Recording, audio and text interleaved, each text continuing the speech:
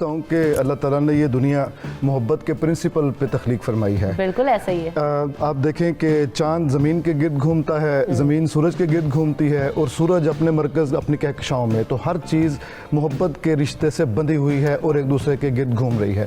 تو انسان کے اندر بھی وہی ایک موجود ہے مادہ جو کسی طرف متوجہ ہوتا ہے یا کشش محسوس کرتا ہے. تو جس کی طرف کشش محسوس کرتا ہے وہ چاند کی طرح جیسے زمین کے گرد وہ چکر لگاتا ہے, انسان بھی پھر اس کے گرد چکر لگانے کی کوشش کرتا ہے. یہ فطری بات ہے. اگر وہ بیچ میں سے کہیں مائنس ہو جائے تو درد تو ہوگا نا. وہ ایک فراق کی ایک جو چبن ہے, وہ کانٹا جو ہے وہ تو دل میں چبھے گا, اور اس کانٹے کی جو چبن ہے وہ مختلف طرح کا اظہار پاتی ہے.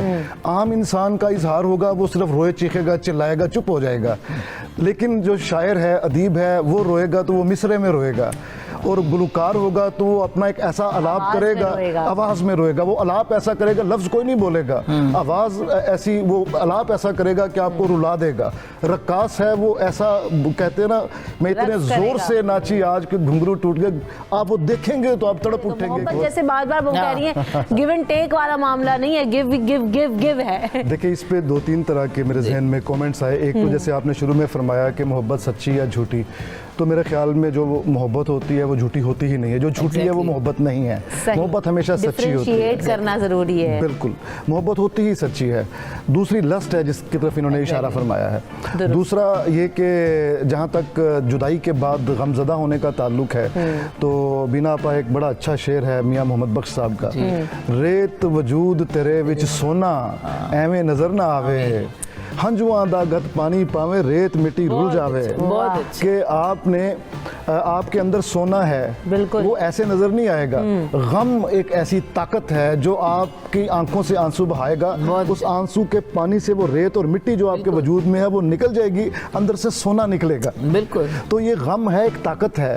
اور آپ دیکھیں مولانا روم نے اپنی مثنوی کا آغاز ہی جدائی سے کیا. وشنو از نئے چو حکایت میں کند وز جدائی ہا شکایت میں کند. کہ آپ سنیں کبھی بانسری جب وہ حکایات بیان کرتی ہے, وہ حکایات نہیں ہوتی, وہ جدائی کی شکایات ہوتی ہیں کہ مجھے بانس کے کھیت سے کیوں نکال کے لے کے آئے, میرے سینے میں اتنے چھید کیوں کیے. اب ہر چھید سے ایک الگ آواز آئے گی, اور وہ جدائی کی شکایت ہوگی. پہلی چیز کے لیے جو ہم نے جس سے محبت کی اس کے لیے رکھے, اگلے سے بھی وہی آپ ایموشنز واپس لا سکتے ہیں. میری اس بات کا مخاطب وہ ہیں جن کا تازہ تازہ بریک اپ ہوا ہے.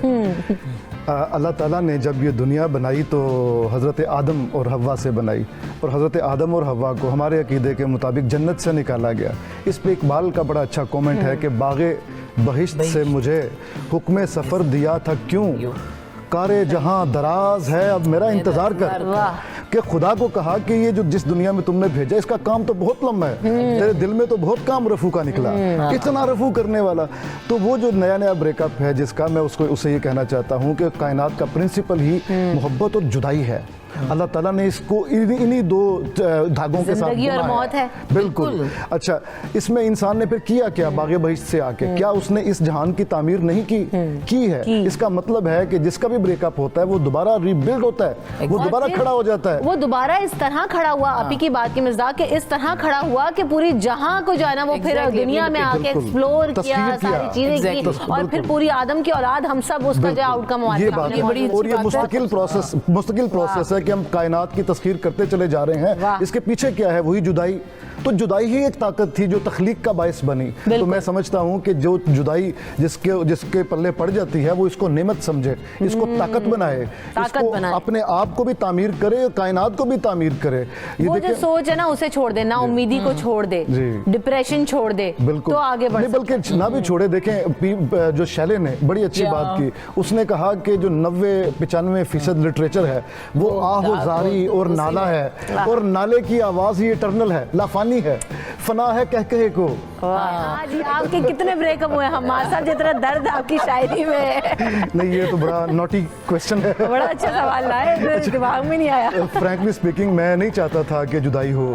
میں نے اپنی پوری کوشش کی کہ جس کے ساتھ جس کے قدموں میں اپنا دل بچھا دیا ہے وہ وہیں پہ پڑا رہے, وہیں پہ اچھا لگتا تھا. کیا بات ہے, کیا بات ہے. لیکن اب کیا کریں کہ یہ دنیا ہے تو ایسے ہی ہے. اس نے وہ جو قدموں میں دل پڑا ہوا تھا اس کو ٹھوکر مار کے बाहर फेंक दिया।